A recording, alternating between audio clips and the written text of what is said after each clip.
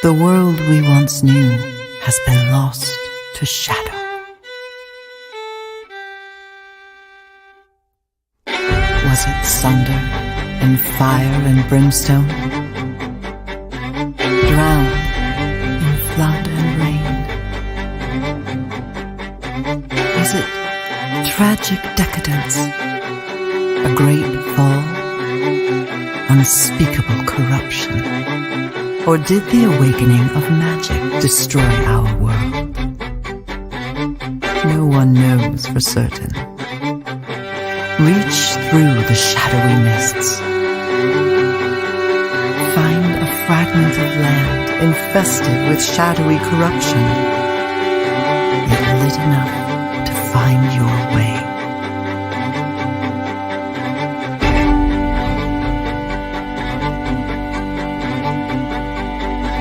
Find a creature of light, a sylph. They are friendly and willing to guide you. Perhaps the two of you can find other survivors. Perhaps this land can serve as a shelter.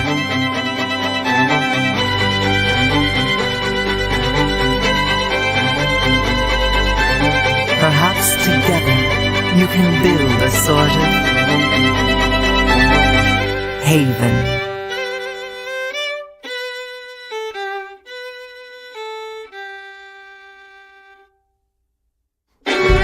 Forge friendships to save the world.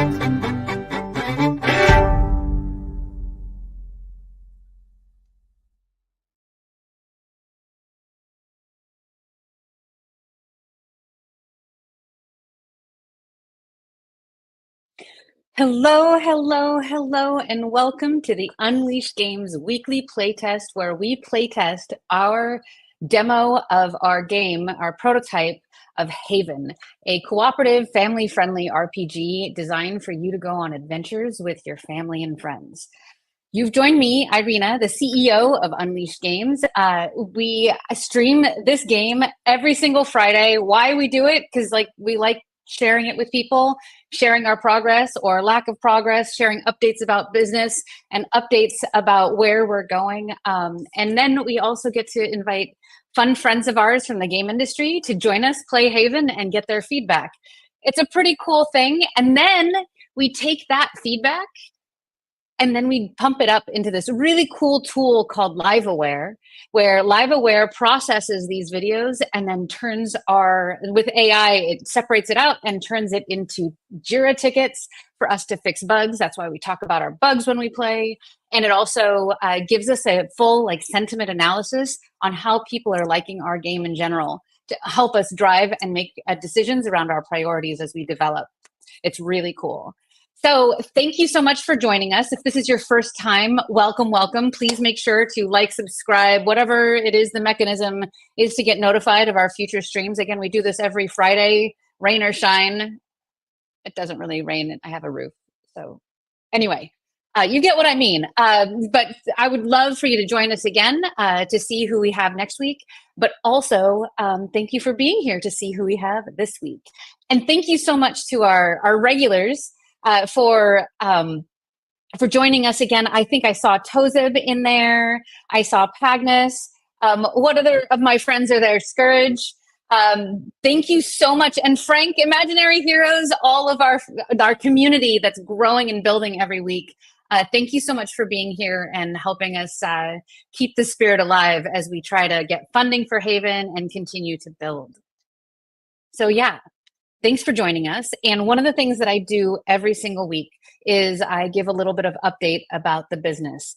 So I don't know if we have a sound back there, but do we have a bell?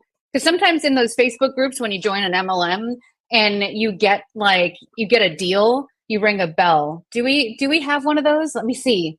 Because we have an air horn, I know for a fact. Oh no, don't play it again. Oh, I don't know why it was looping. Sorry about that. We got an investment, friends. We got an investment. This is so exciting. I just wanted to say it here first, and share it. The momentum continues, and actually we've got active conversations with other investors that are looking really, really good. So keep crossing your fingers, because whatever y'all are doing is working, and your continued support is working. But one of the ways that you could really, really, really support us is actually by liking, subscribing, sharing what it is that we're doing, because we're game developers. We want to be developing the best possible game that you and I can imagine playing. But we need our friends, we need you to help us spread the word about what it is that we are doing.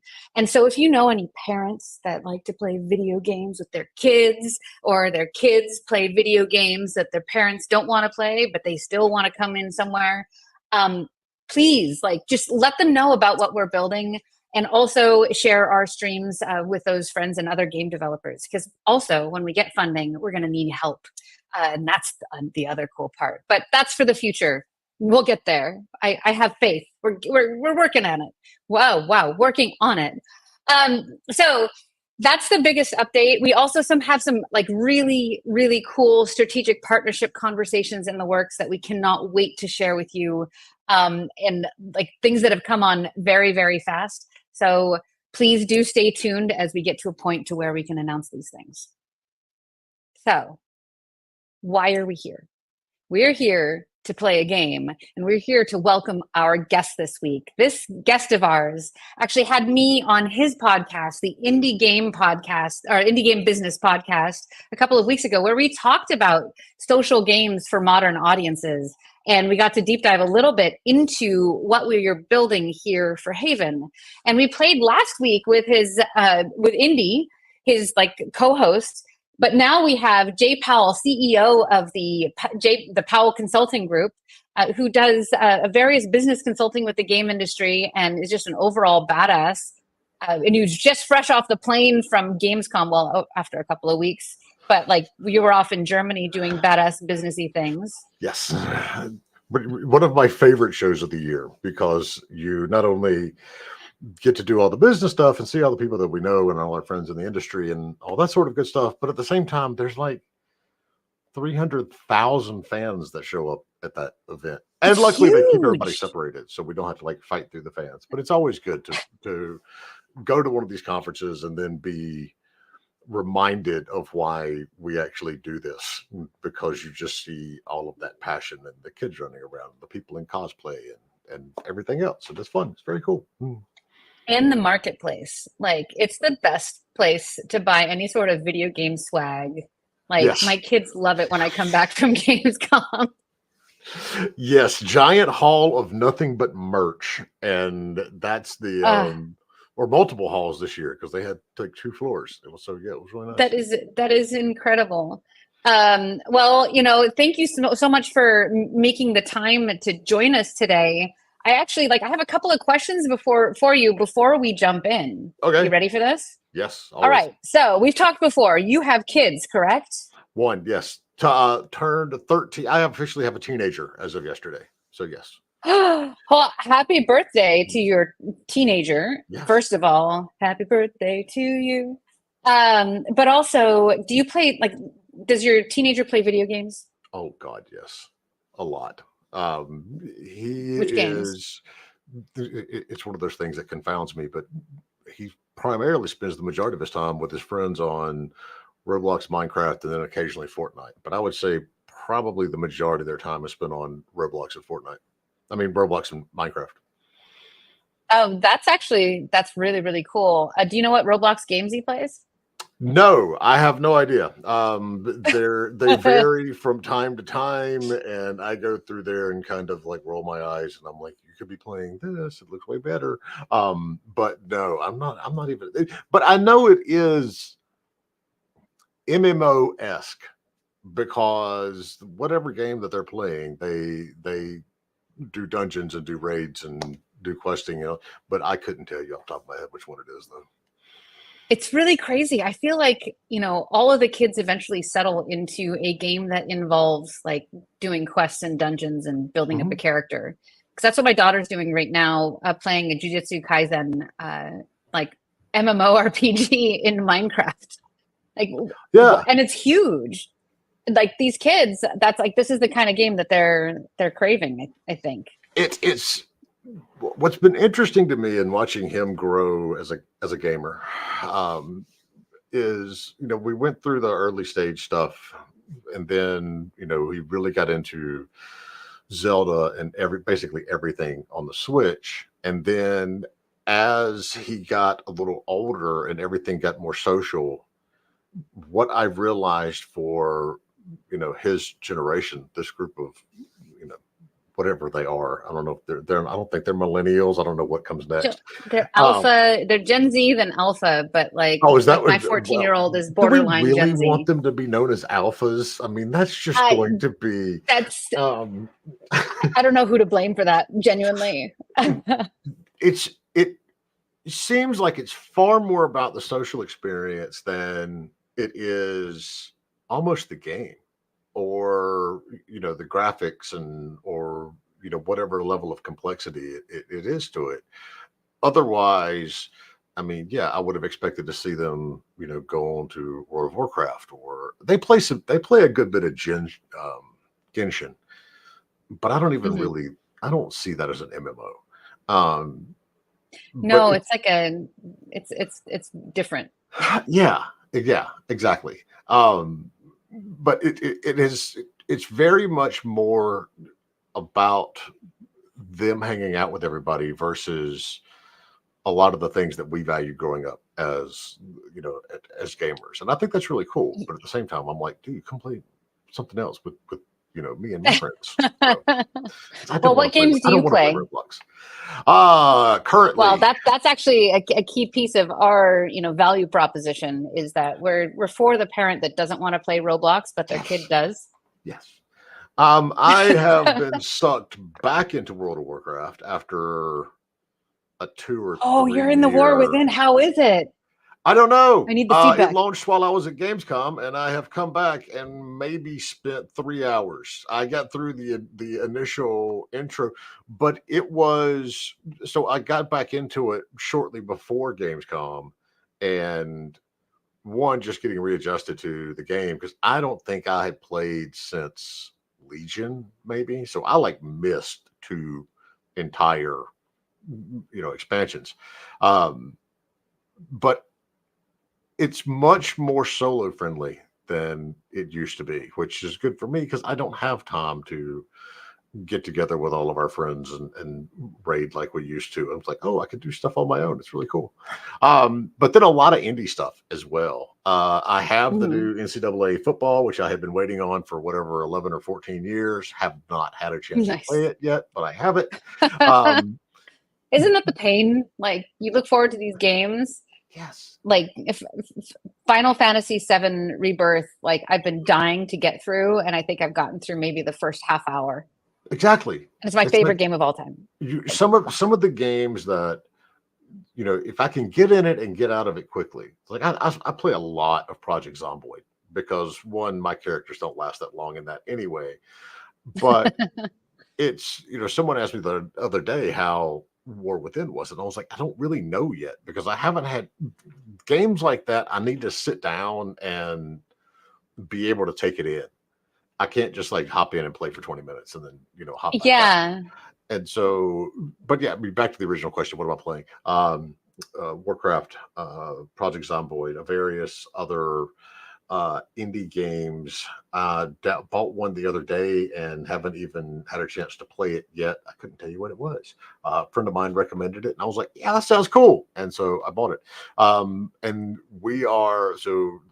my firm is now managing the Humble Games portfolio.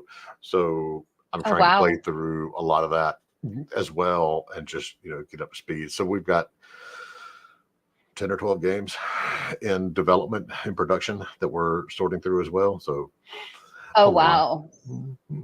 Yeah, that sounds like it. And actually, we tend to have a handful of indie game developers that watch our stream. It's been really great, staying in touch with them too, and hearing about some of the things. Do you have any advice for an indie developer looking to find a publisher, just as like a professional side note? This is what I do.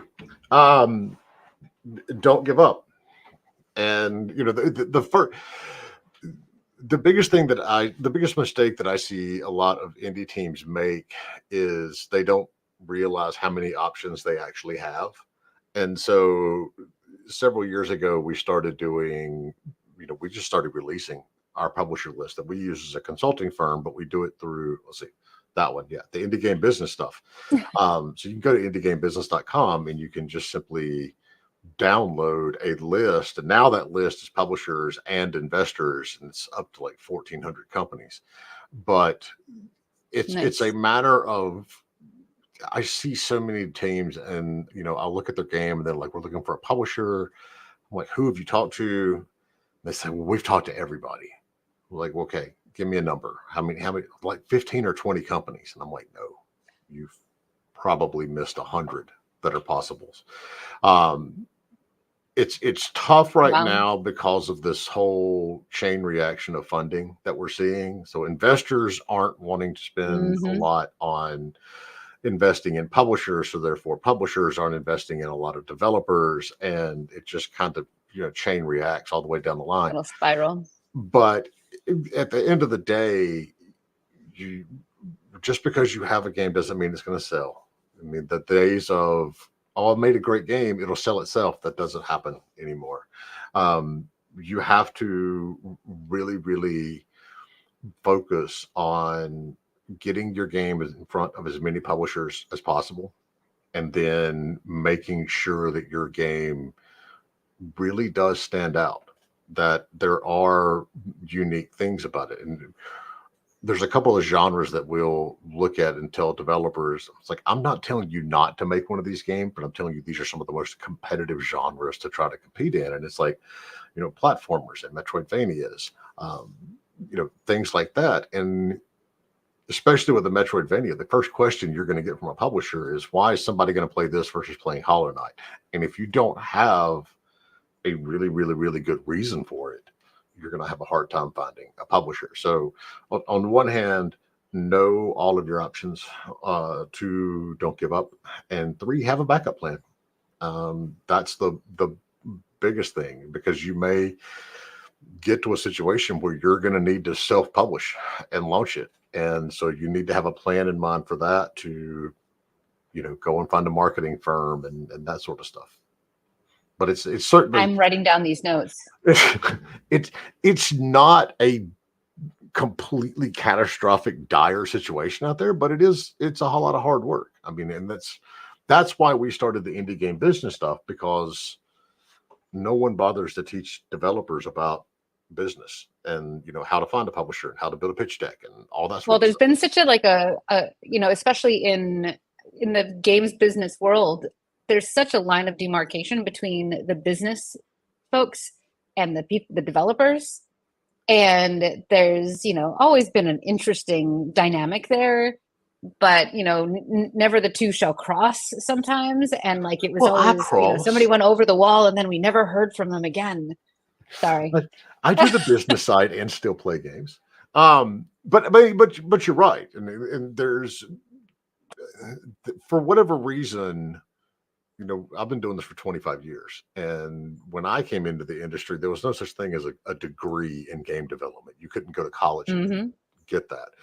But even now, with so many, I think there's like, I don't know how many thousands of colleges and universities in the US alone that offer some form of video game degree, but they don't teach business. They don't teach marketing. Some of them barely teach production. It's exploitive in a lot of ways, in my opinion, for a lot of these. And this is not every school, but for the vast majority of them, they dangle this whole, hey, you can get a game design degree. But that game design degree, if you haven't designed a game, doesn't mean much at all. And they don't teach you the other stuff that goes along with it. And so, well, that's actually a really interesting comment on your part, because I noticed a similar thing, especially seeing a lot of young talent coming out of universities. And in fact, I'm now teaching a class as a professor of computer science at the New England Institute of Technology. I'm teaching one course this year, but like I've been getting involved in education to try to help up-level these organizations, these academia, to help build game developers in a way that actually works the way that game development actually works. Yeah. It's an important thing, and that crossover still hasn't happened. Well, before we, I want to jump into our game, but thank you so much for that feedback. I took notes, and I'm going to go download that list over on your website. There's and a I'm lot going to of go stuff cross-check with my investor list. We've got all kinds of fun stuff there. There's a Discord with a whole 8,000 different indie devs and publishers and Oh, wow, all that sort of stuff on there. We've got 4 completely free online classes on how to build a pitch deck, how to find a publisher, all that sort of stuff. So there's lots of cool stuff on Indie Game Business, and we've got our conference next week. So that's also completely free. There's a ticket involved if you want to use the meet to match system and actually set up meetings. But one of my biggest complaints about GDC and these bigger events is that the people that need to be there, need to be learning this stuff, can't afford to go. And so we just took the same people that talk at the big conferences. And so we've got 2 days of completely free business classes. That is amazing. Y'all go check it out at the Indie Games Business website. Sign up for is it on an online conference?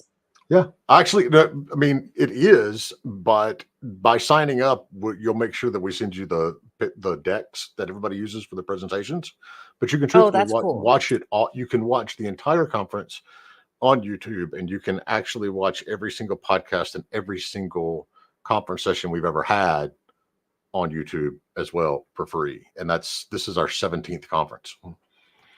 Oh, wow. You've done some great things for this industry, Jay. Thank you so much. I have a reputation. Well, do you want to play a game? Yes, absolutely. Hell yeah. Let's do this. I see you've selected a mage. Yes. Because I never play mages, so, honestly. Never?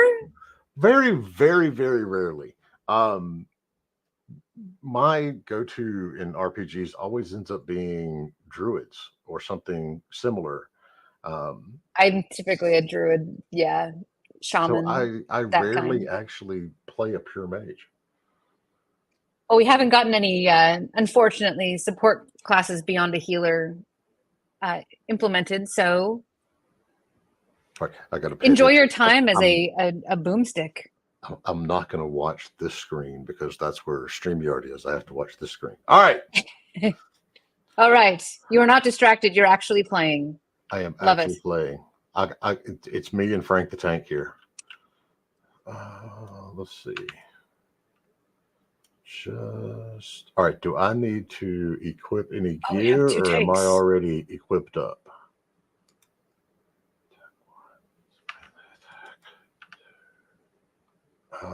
Target. I'm logging out. There's 2 tanks. I'm going to go switch to my healer. Oh, I'm gathering something. Do it. I gathered a hatchet from a tree. Well, did you see there was a hatchet sticking out of it? Oh, no, I didn't pay attention to the part. I just saw a tree and started hitting it. Minecraft logic. Hit a tree. Absolutely. Random drops.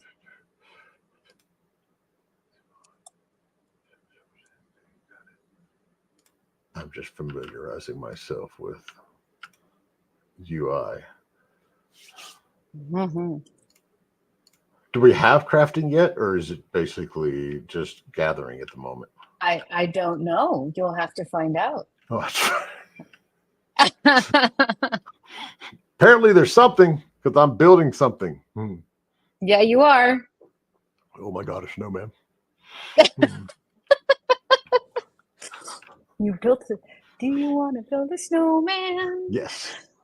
I always want to build a snowman. Yes, you do. As a matter of fact. I live in the mountains. Of course I want to build a snowman. Once we get back into production, I just cannot wait to put in little Easter egg moments of random things to build. Because why not? So how much WoW did you play retail? Oh, a lot. Back in the day. I back 20 years ago when it first released. What? Yes, it I was in game raid level back when I had more time to spend doing stuff. But yeah, absolutely adored it. Played nonstop. I had a good friend of mine who missed out on getting remember the statue they did at the 10-year anniversary, that if you had been subscribed for the entire 10 years nonstop, you got that big statue of Thrall, and he missed that by 1 month because he had let his whatever lapse for 1 month and didn't get it. But played a lot. But I mean, I go back to my first MMO was probably Neverwinter on AOL. And then wow. Yeah, I'm old. Come build a house with me. Wait, which? Come over here. And then went from there to we need your help. Legend Mud, which was Raph Koster's first experiment. And I didn't realize that until years later when I met him. And of course, by then he'd gone on and done Galaxies and all this other stuff. And I was like, yeah, I actually played Legend Mud back in the day. But then, I went through EverQuest and Dark Ages of Camelot and Star Wars Galaxies.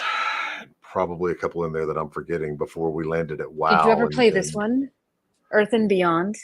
I think I did. I remember it, but I don't think I played it for very long, though. But I do remember. I remember the game.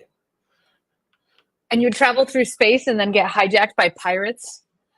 See, with your group. Yes, but at the same time, I played a lot of EVE Online as well. I was actually in the pitch meeting when they brought EVE Online to the US because they needed a retail publisher.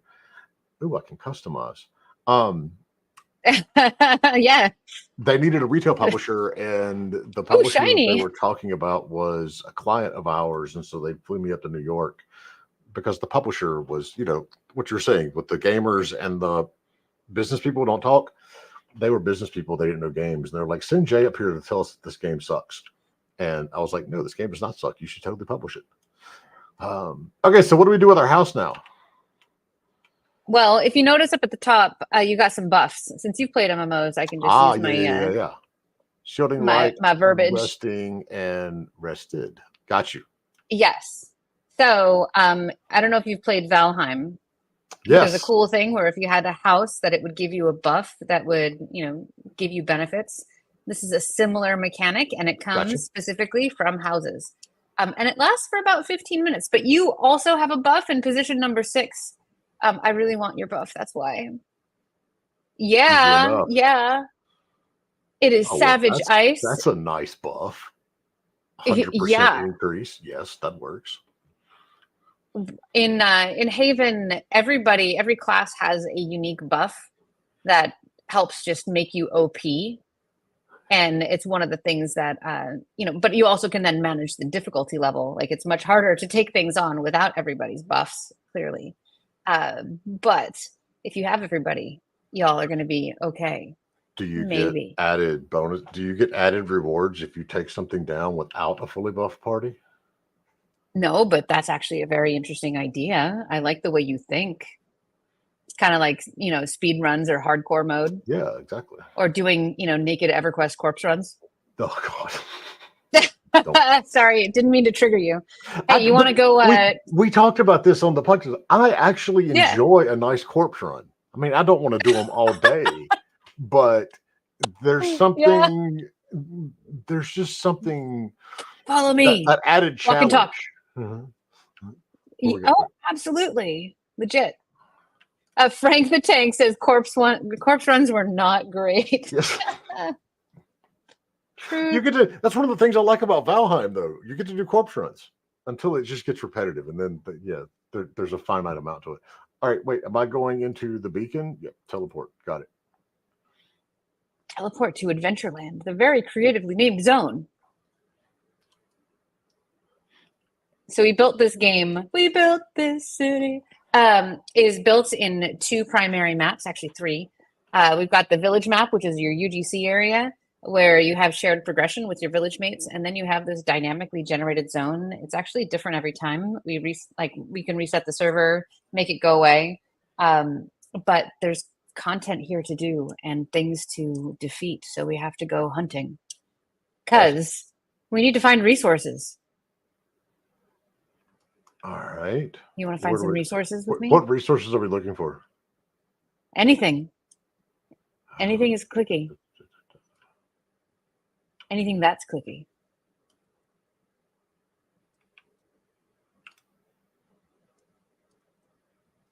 I'll go collect some stuff too. I think there's some trees. You got a rock.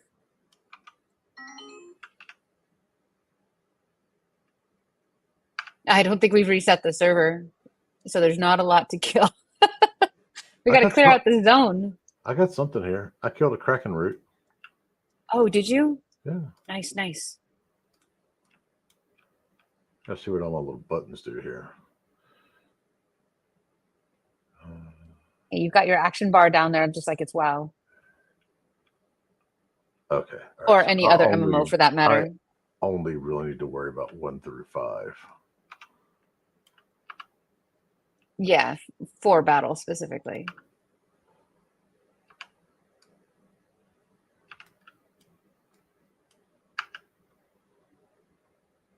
Oh, you've got aggro. Sorry.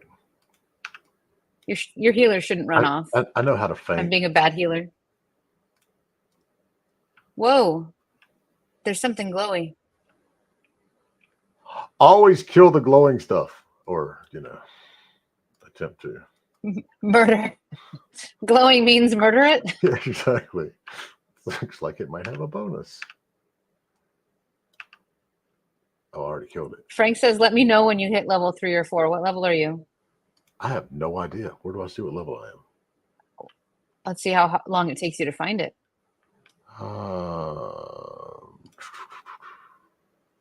That's not it. Oh, level 2 down at the bottom. All right, yeah. 68% through level 2. All right. Well, we've clearly got some mobs around here. I'm sure we could level. I can't target the... Oh, it's because I'm in a safe zone. Yeah, around the portal there's a safe zone. There we go. Don't die, though. Those wolves like to eat people. They're like, I got a healer. I have a pocket healer. I'm not worried about it. Poor Frank over here is... Where'd he go? I'm healing you both. Sitting in the middle. I'm like the monkey in the middle. Dead wolf. All right, I just hit level 3. Ding! That's our VFX for the game. We're going to ship with that.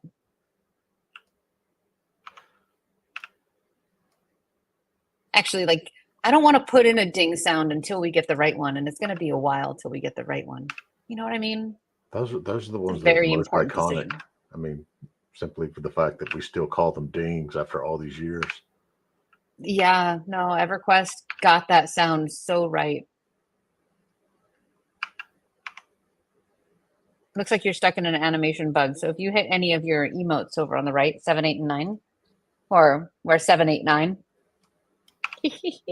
There we go. A joke my kids would say. Yeah. There you go. I should fix the animation things. Cool beans. All right. Well, this glowy thing. Oh, you want to hit 4? Oh, I can. It looks like I have this other screen over here where everything is, and I have my drink and everything in front of it, so I can't see my leveling bar. I have my spirit animal with me. Well, then let's do this. I think we'll be fine. All right, here's another. I got another wolf. All right. So yeah, I can do 4 real quick. How does it feel to move around in the zone and in the game? It's natural. I mean, it's, someone sent me on the email that said, if you played WoW, you'll be good to go. And it's like, yeah, I have not had to look for see what kind of button I need to hit or anything, because it's just completely natural. Love it. I mean, there's a couple of bugs, like the camera gets hitchy at times, and like we get trapped in trees. I don't have an We haven't AoE. figured out the culling. Oh, are we gonna leave? You're gonna Leroy Jenkins this shit? Oh, sorry, language. Oh God. See, stream fail. I wasn't the first one to if you're say gonna do anything this bad. though.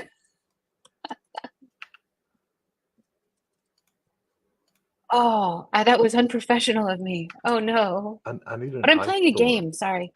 Where's my nasty mage AoE? I just hit 4. Oh, congratulations. Ding. Let's get this Kraken root. Where are you going? You're not going anywhere. I want to. Oh goodness, I want to beat up on it. Oh, I like the way my little water ball followed the Kraken root. Nice. All right. Where did that glowy thing go? I think it's back the other way. Or yeah, back over there. did you? Yeah. How's your inventory? Is it full of cool things? Oh, it's not full, but it's got cool things in it. Okay. That's at least a good start. You ready? What could be behind this glowing tree? I'm guessing it's Kabalmat. Kabalmat. There you go. Yeah. Kabalmat, the demigod of shadow.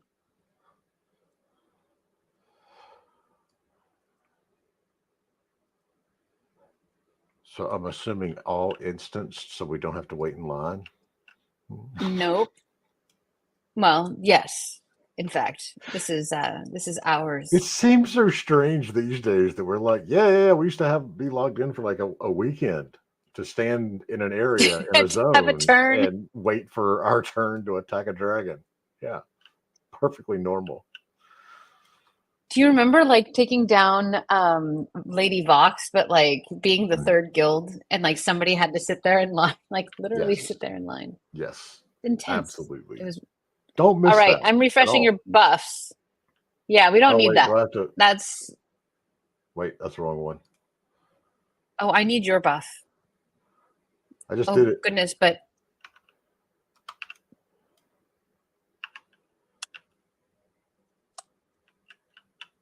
don't stand in fire.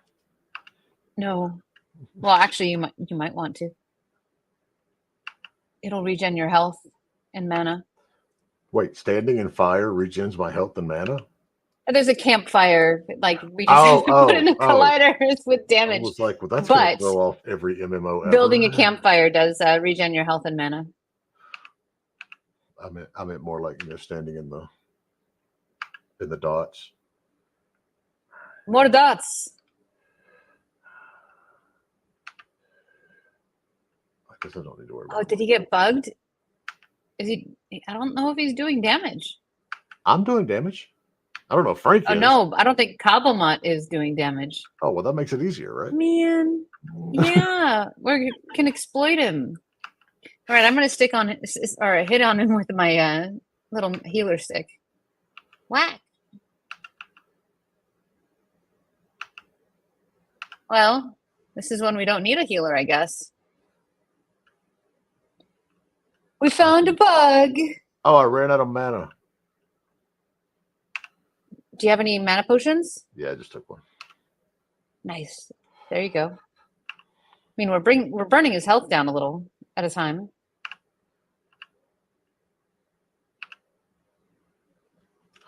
So what's the biggest challenge when you're designing bosses in an MMO? Oh, goodness. Well, first of all, making sure that they run through and reliably run their scripts. Make sure they do damage. And use their behaviors and don't get stuck. It seems that we have some sort of like server error, some sort of disconnect. between the mob and the server. And in MMOs specifically, since like this creature has to appear the same on every single client, there's a lot of like technical challenges around that. So as you're developing MMOs, it gets like, it's just really challenging. It's like one of our early dev syncs was like chopping down trees and making sure that you could see the tree that I just chopped down. But bosses also, getting them tuned to be just hard enough to feel challenging, but not so hard that you feel like you're getting trounced. Yeah, you also got to deal with the fact there's a whole lot of different, especially when you're going with a family-friendly MMO, there's a whole lot of different skill levels to deal with. Mm-hmm. And it's like, yes, I may know to absolutely. stand behind the mob and to do everything, but not everybody else is going to.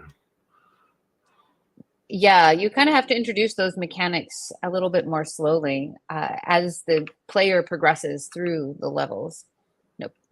Positional combat is a super fun thing, being a rogue and stabbing things from behind. Yes, absolutely. I cannot wait to get hybrid classes.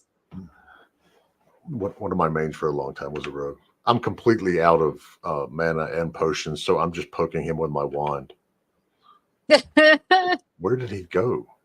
Oh, he stunned us now that he's run away. Maybe that means that he's doing damage. Hit him with your snare. I think you freeze his ankles. What is it? It's, I think, ability number 3. Oh, I have no mana. Oh, never mind. You're not doing anything. No, I'm poking him with my wand. Yeah, I already burned through my mana and my potion. But check it out. Like, Frank is now taking damage. Oh, yay. Woohoo. See? We win. We get goodies. We dropped the loot pinata. Yay. Everybody jump on his corpse.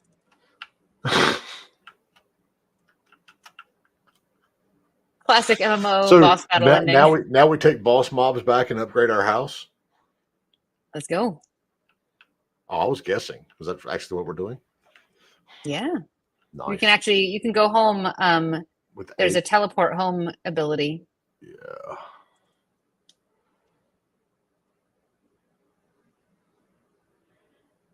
Okay, I like the little camera spinning thing.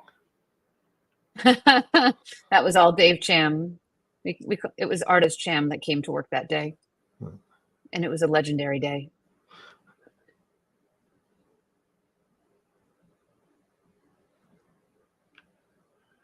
All right. Well, we can't craft until we have something that we can craft with. I think we need a crafting bench. If you open up your build menu, the little hammer, you'll have a list of things that you can build here. Workbench. Yeah, here. I got you, buddy. I'll help you out. Okay, good. Because it was like, okay, it needs something.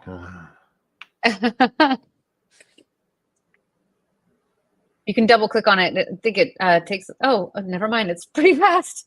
Hey, don't mind me. All right. The magic of tuning. It's amazing how much of the feel is on how long things take. There's your feature request right there. When I scroll my crafting menu, it also zooms my screen.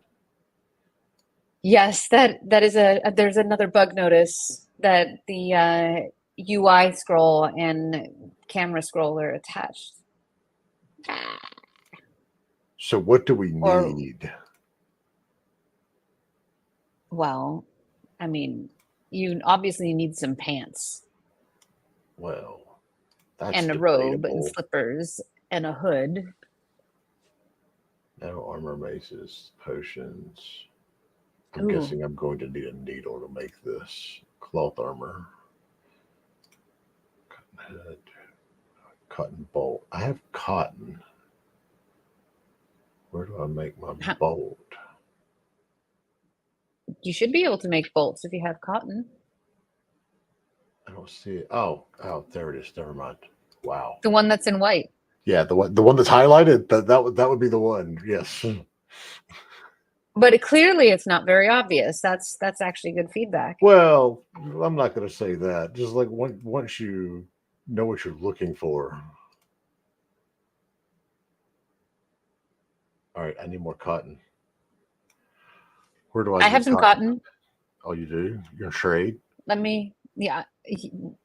Do we have trade? Trade. If I can fix my camera. Yes, we do have trade. Here, I have all of my cotton. I think I'm trading with you. There we go. Oh, wow, you have a lot of cotton. Nice. Thank you. I'm almost level 8. Hacks. All right, I've got my hood. Pants. See, I'm one of the people that loves a good crafting system. It's like when I do play Minecraft with my son and his friends, I let them go off and run and do whatever. I'm the one sitting there building and crafting everything. Yep. No, I relate to that. So my question to you is, what kind of a crafting system do you like? Do you like a more active crafting system where there are like mini games to craft stuff? Or do you like where it's like about the collection and it's like this kind of crafting? Because someone asked me many years ago, they're like, what do you play when you just want to like unwind? And a friend of mine started laughing because they knew what I was going to say. And I was like, Minecraft. And they're like, what? And I'm like, yeah, because sometimes, if I've been busy all day working or whatever, it's been stressful, whatever it is, I just want to like dig a hole. Just let me dig a hole. And I can do that in Minecraft. And it's the same way with a lot of it's like that's one of the things I actually like about Genshin. I mean, one, I think Genshin is a beautiful game, and it is beautiful. Yeah, they did a wonderful job with it. But I don't mind grinding materials or grinding, whatever it is, because sometimes that's just what I want to do.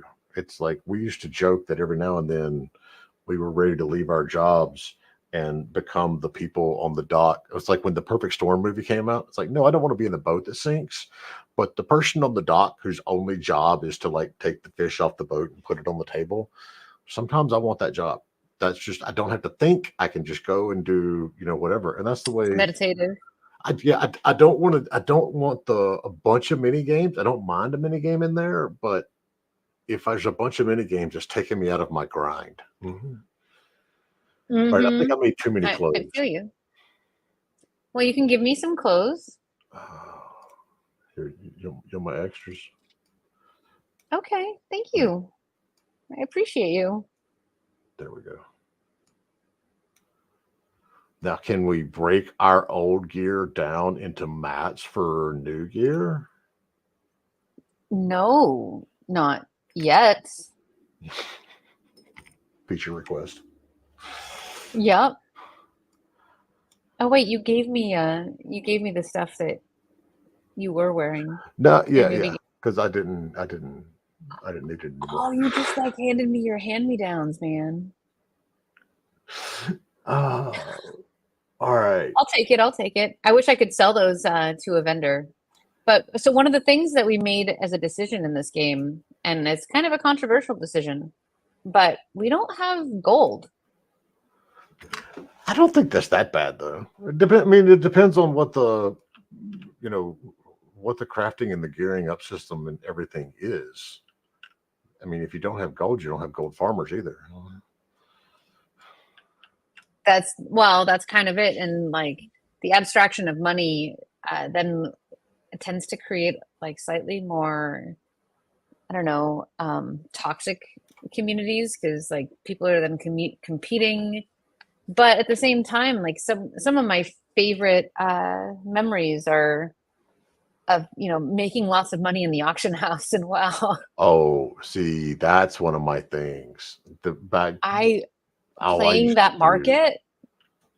I used to play the auction house ridiculously. Oh, I Yep. wanted to put a door back there. Well, let me do it. It might. You can probably delete one and then make a door that goes there. Oh, I bet you it's because there's a door right there. It's not that sophisticated of a system, so I bet you could. We haven't gotten there yet. Oh, Yeah, our do I prototype need- is pretty much all the basics of our systems, but not quite to the fidelity and UX that we're aiming for. And we wanted to make sure that we got everything in to kind of prove our core loop and that our gameplay was fun and like it vibed the way that we were aiming. So I can build my own houses and villages, and it stays in the neighborhood. And then I Mhm. leave the neighborhood via these portals to go adventure and get more stuff. And see new places, solve new problems, go on quests. Yeah. See, I love a good base building mechanic. I'm the person that Yeah. rarely got all the way through Fallout 4 because I had to build extremely complex bases every time I went 6 feet. You are our target market. Yeah, we actually used Valheim during our Unleashed raid nights. We used Valheim to kind of test the kind of gameplay that we were aiming for, where we love the idea of building a shared village where people who really love base building can build it, and then a lot of other people can appreciate it. Yeah. Yeah, that's me after a long day of, okay, look, I just want to dig a hole or build a house. Or the thing I liked about Valheim, and I still play it. I've never made it to the end game of Valheim, but Oh wow. I still enjoy the game. I like the physics aspect of it. So there needs to be at least some sort of stability to what you're building, because it just, I've spent hours in Valheim building a bridge over a river. And yes, other Yeah. games I could just like go bridge, drop, river. I'm like, no, I'm going to make this as, complex as I possibly can. And that's I that feel that's you. that's now now I want to go do that too. Did you So try here's playing Palea's beta? what's that? Did you play Palea? I didn't play that one. It came out as a beta, um, and it was an all cozy MMO where all you did was build and farm and tend. it's like Stardew cook. Valley for friends. Yeah, with friends.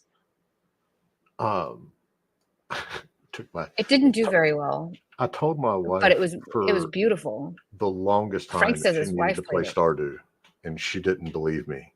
And then when she finally did it, she's like completely hooked on it now. Yes. Did Frank just plant a tree? I don't know. I don't think he. No, that must have been there. All right. So do our different? I don't know if we have tree to, planting. Do our different beacons go to different areas? For now, they all go to the same place, but different beacons will go to different places. We actually imagine a world where you have multiple portals to like a dungeon that you're working on clearing that you want to get back to. The mechanic was inspired by Diablo and the town portal system, except we want town portals that you choose to place. Yes. I didn't get into the latest Diablo either. I beat the single player mode and then I just like never went back to it. I don't know why. It just didn't capture me. We keep going back to Diablo 3 because it's like my favorite couch co-op game. Yeah, that's and the other one for me lately is, okay, can I play this on my Steam Deck? Yeah. Because this plays on the Steam Deck. Yeah, see, that's a huge perk to me, because then I don't have to be down here in my office. I can be upstairs watching TV or hanging out with the family and still playing. Yep. and you don't have to be off on your own. That's the No, thing, is that so many single player games just drive us to like in our rooms or at our desks, and then we are separated from our family in the evening times when we're doing our stuff. exactly. But like, I think that's actually one of the things that we're pushing for is, we can play this game on mobile as well.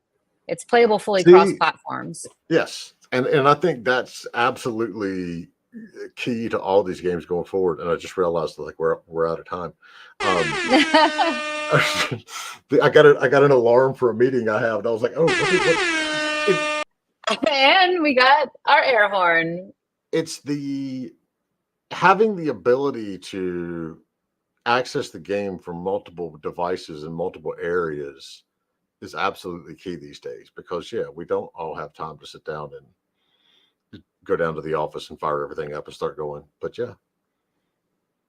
absolutely. And that's the thing is especially when I travel, if I'm traveling, I want to be able to use my phone to quickly log in and do stuff in my MMO. And I don't want to have like a different experience. It could have like a slightly different UI, but I want to be able to like log in and engage with my character, hit my bank, like check on the storage, maybe do some organizing. World of Warcraft had that mobile app, but then they like disavowed it. They killed it.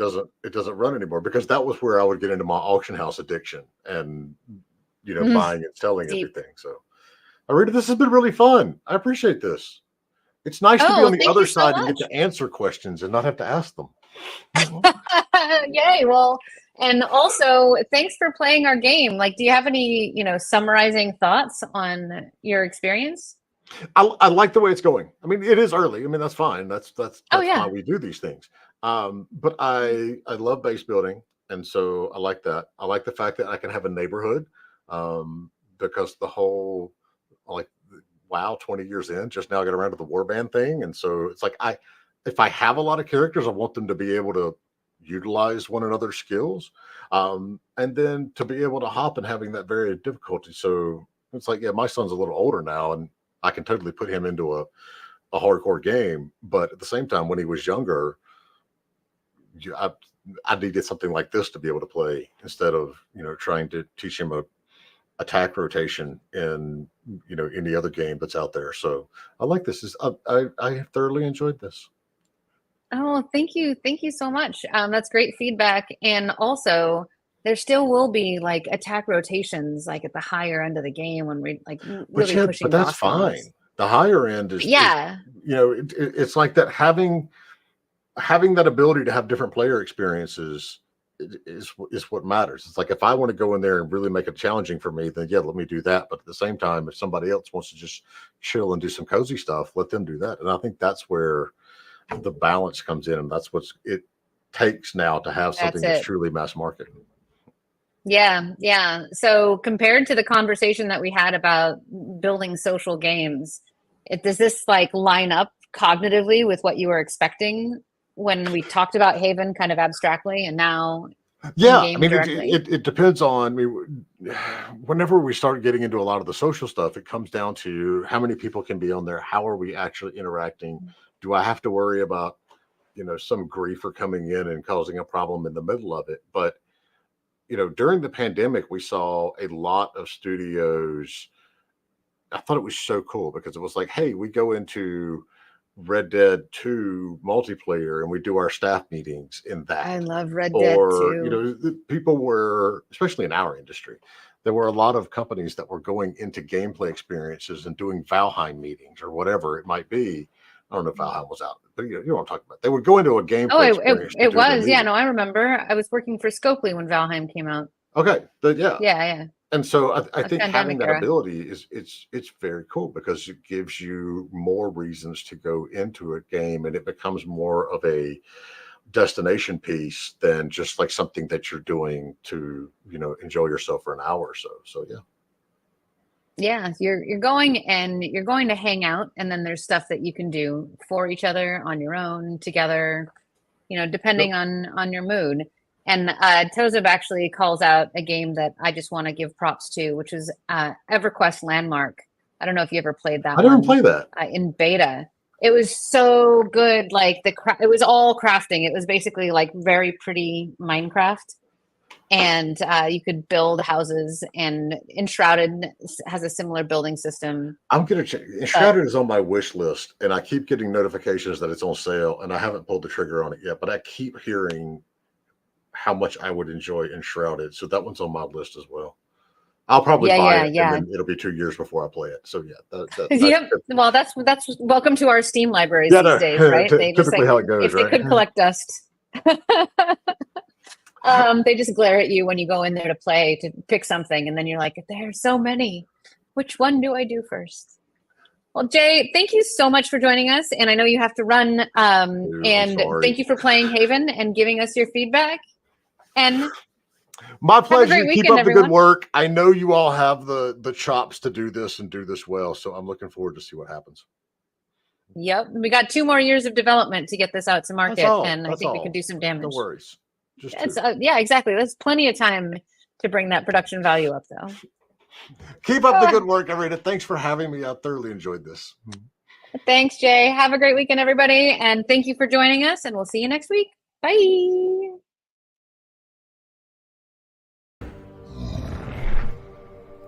Hit that button and buy a t-shirt with a dragon on it, and that will help us keep making some awesome games. Looks like this. I've already seen a Unleashed t-shirt out in the wild that I wasn't wearing, and I'm super excited about seeing more of them. So, yeah, buy a t-shirt.